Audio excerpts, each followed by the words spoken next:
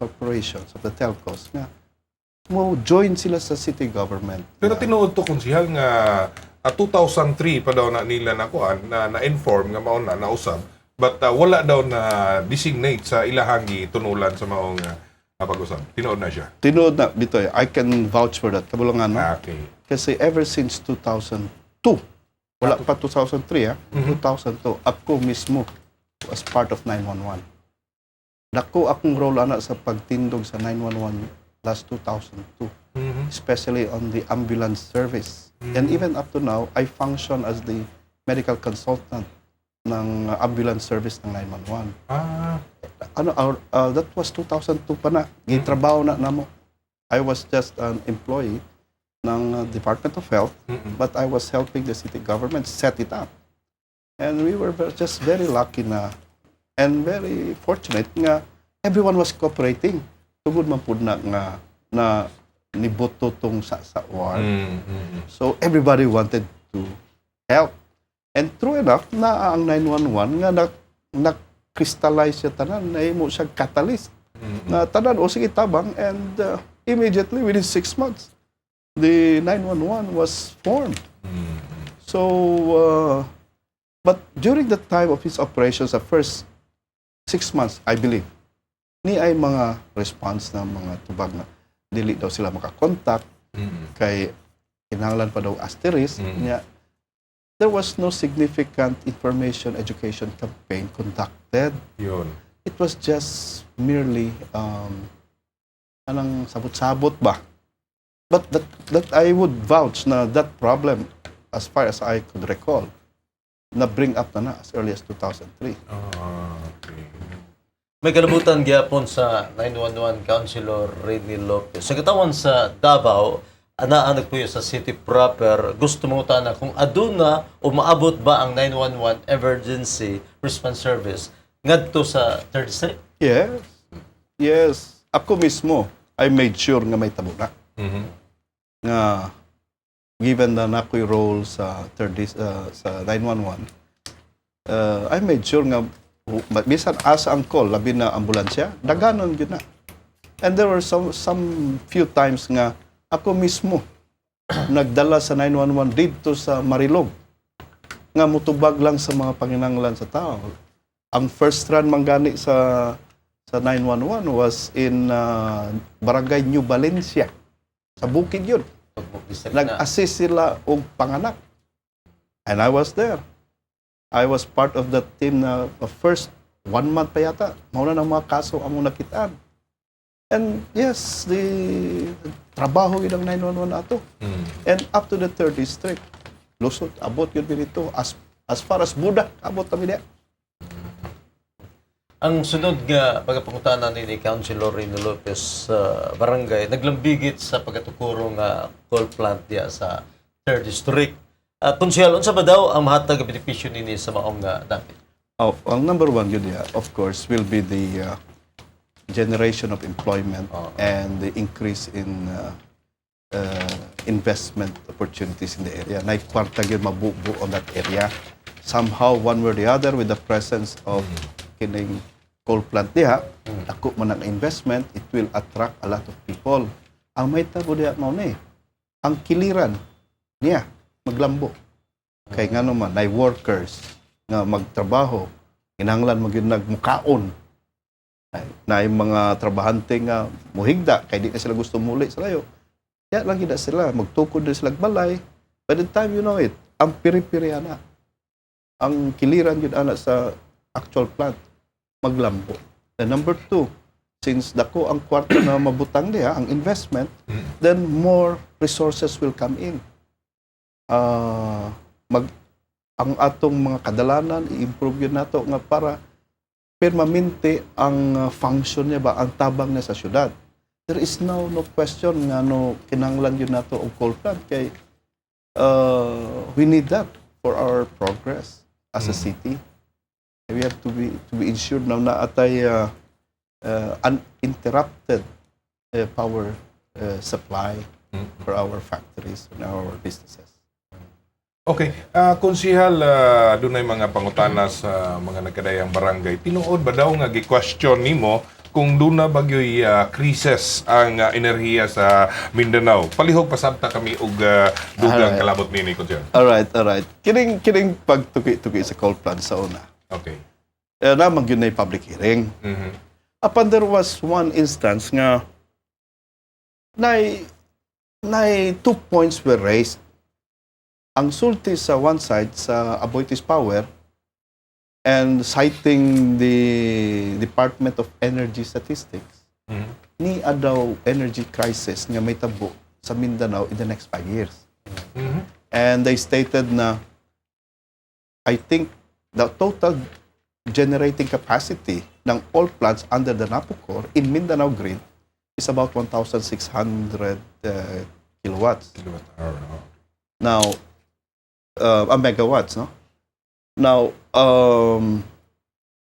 right now, ang operating capacity, ang ginagamit sa mga tao karon sa buong Mindanao is already at 1,500 megawatts. Megawatts. So 100 megawatts na lang ang allowable Mhm.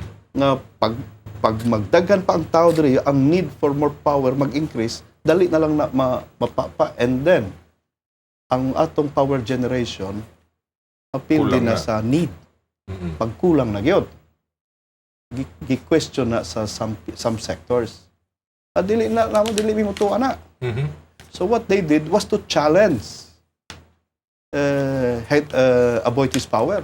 Let's do an energy audit. Tinood ba gyud na? Nga 1,005, 1,006, 100 muna. So I was asking na, sige be, tanaw na to na be. Para maklaro ta ba?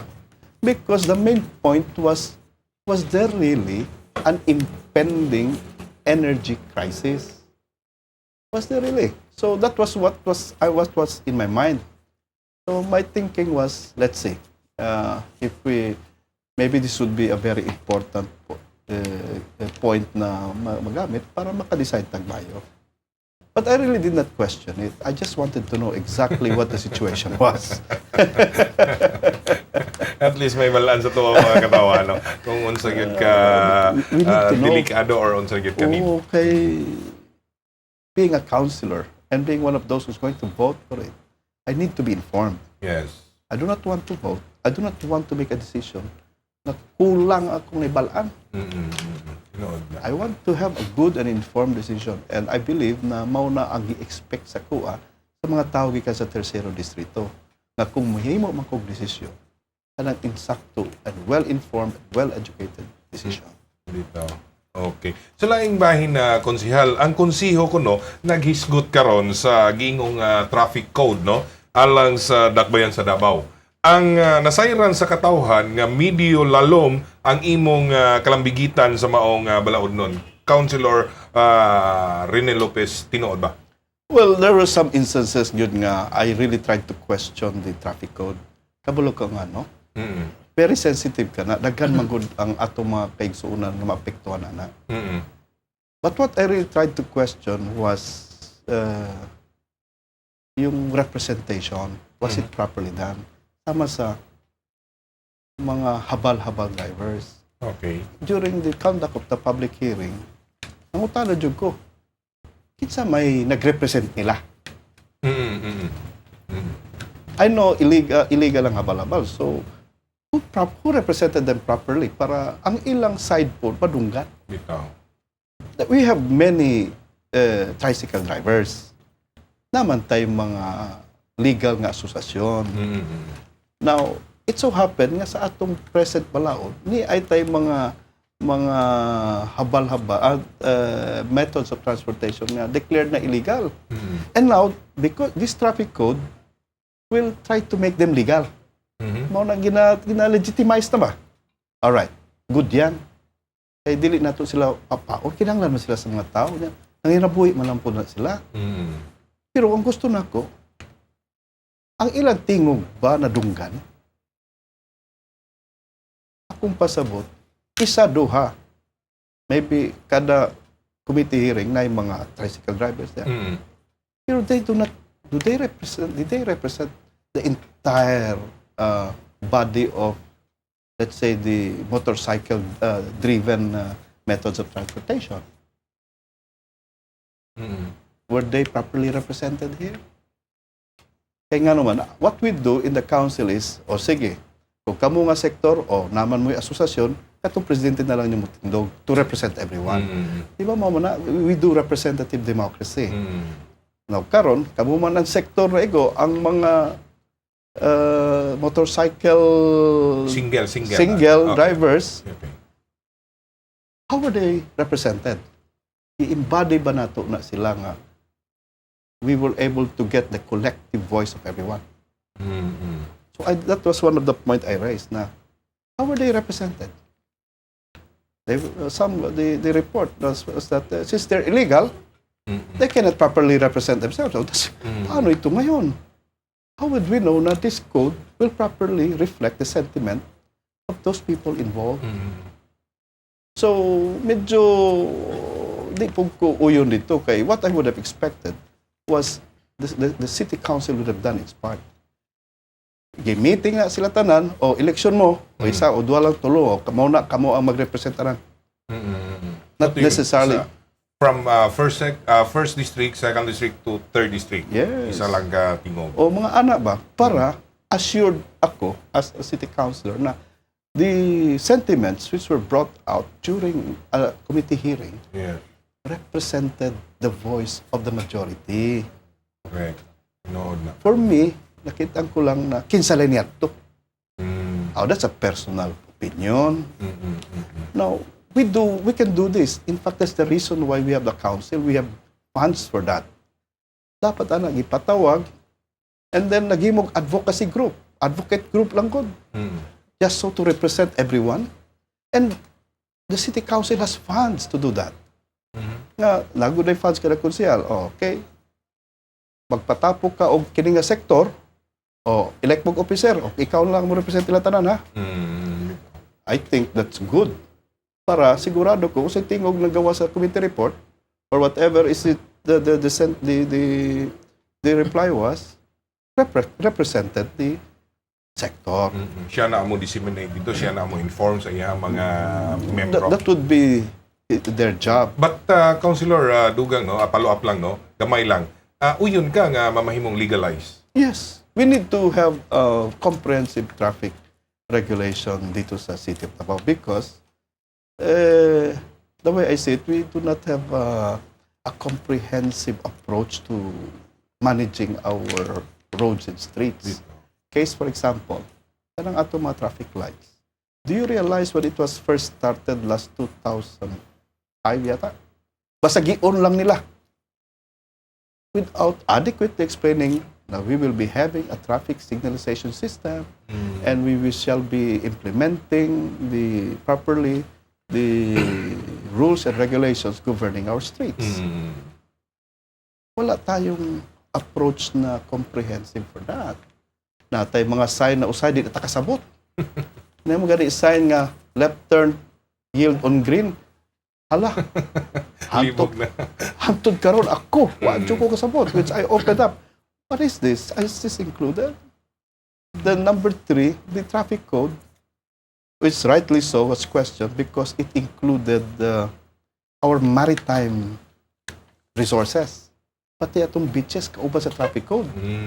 Now, whether it is timely or not is now subject to some questions from the city council. Nalugi-appeal man mo ang kadagatan sa atong kadalanan. Nga the rules might not be that applicable.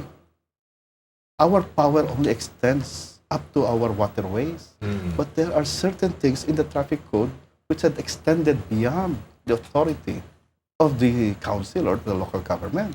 Like, for example, all those vessels more than 30 tons. That's within the maritime laws. And national yan. Dili, takailabot niya, kaya nga naman. Local government ang atong power. The national legislation, national regulations would have to be followed. So, it's quite a very interesting piece of legislation. But I hope that we could pass a very good legislation para we'll have some sort of comprehensive approach to the management of our traffic in the city. Okay. Isgutan ng trapiko sa siyudad sa Davao. Councilor Rene Lopez nagsuporta sa panawagan nga butangan og flyover ang ulas. Unsa pud ba ang laing lugar sa tan-aw nimo nga nagkinahanglan og pagtagad may kalabutan sa isgutan ng trapiko? Ay, dagan kaayo. Now, with regards, ang traffic code, Manggod, will determine the code of conduct of those riding public with regards to our streets. Now, with regards to a flyover, it is an infrastructure program na which will greatly ease the traffic flow.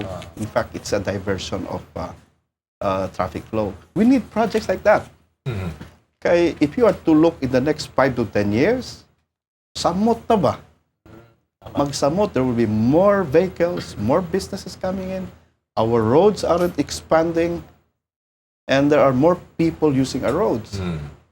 And what do you expect? Gubot. So with a project like that, dungagan pa na to because we have already identified it and we must do something about it.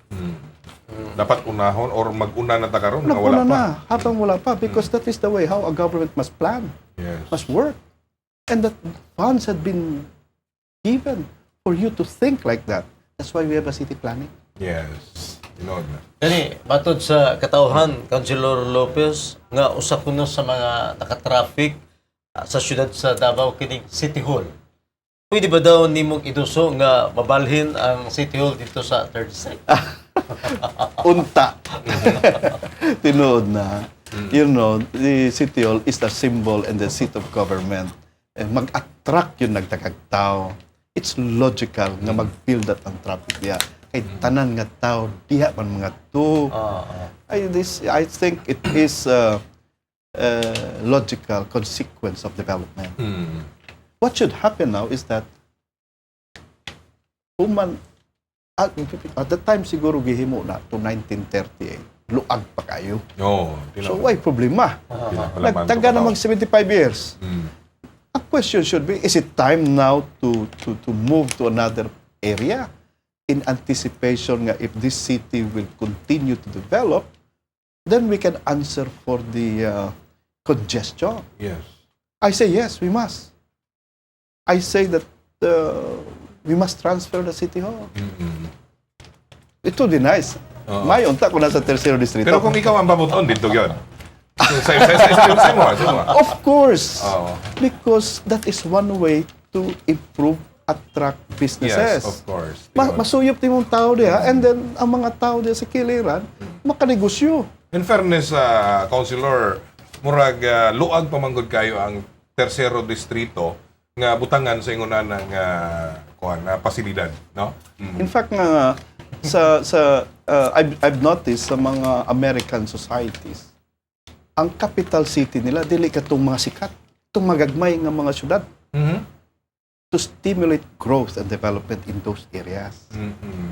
If you notice, parang state of Washington, gibutang nila sa isa ka area nga white tao para diha na pud ang mga tao magpuyo, then mag-grow ng area.